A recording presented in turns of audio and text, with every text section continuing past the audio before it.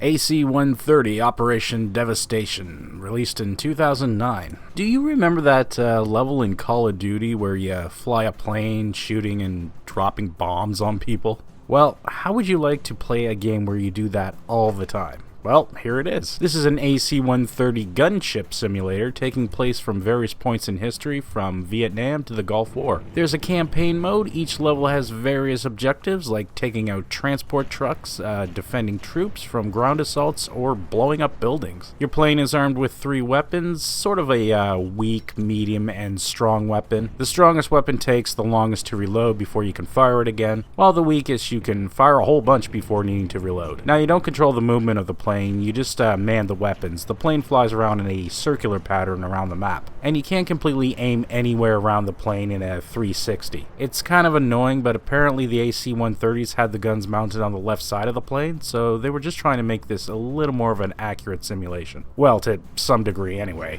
Most missions are just kill, kill, kill everything you see, but later on you do get into these city levels. Now, in this airport mission, you're supposed to clear a path for the ground forces to get in. You have to avoid killing a lot of civilians in this one. It's called Collateral Damage. When I first started, there were missiles being fired at me from all over the place, and all I knew was to shoot the missiles out of the sky, and that's not particularly easy to do. I would also see enemy soldiers and tanks on the ground, but I kept being told at the end of the mission that I was causing too much collateral damage. So every time I played this level, I was either shot down by all these missiles flying at me, or I was killing too many civilians, or it said I didn't kill enough enemies. I tried this thing like 15 times and I couldn't pass the level. But it was actually a lot easier than it appeared to be at first. First off, to stop the missiles flying at you, you launch these flares out of your plane. Missiles shot at you will just heat seek the flares, so you won't get hit. And the flares seem to be unlimited, so just hit the button a lot and you'll never have to worry about missiles again. And to actually beat this mission, you have to hit specific targets. These are shown to you by red dots on the map screen. So while you're playing, maybe you see a tank down below, but the game considers it a civilian. It's really weird. I do think you do have to shoot some of the non-red dot targets in this mission. I'm not too sure, but I'm glad I was able to get through this.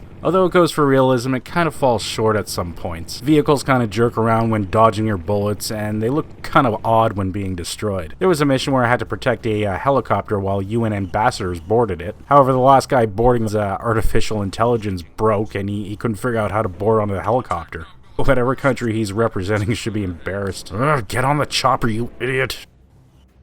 And there's this battle in Iraq where you have to protect a base from waves of enemies driving fire trucks and ambulances. And I mean waves upon them.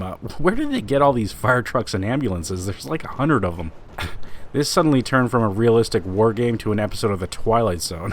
What is going on? There's also an arcade mode where you can try to score points, and levels are unlocked through the campaign. And speaking of arcade, this is what this game kind of reminds me of. It kind of feels like an arcade game. This isn't overly difficult to play either, other than the airport city levels, and it's really short. Maybe an hour long, so not much play value. But you know, I had a decent time playing it. It's basically an arcade-style rail shooter with a simulator skin on it. So overall, it's not horrible, it's just there's not much to it either. So there you have it, AC-130 Operation Devastation. Thanks for watching.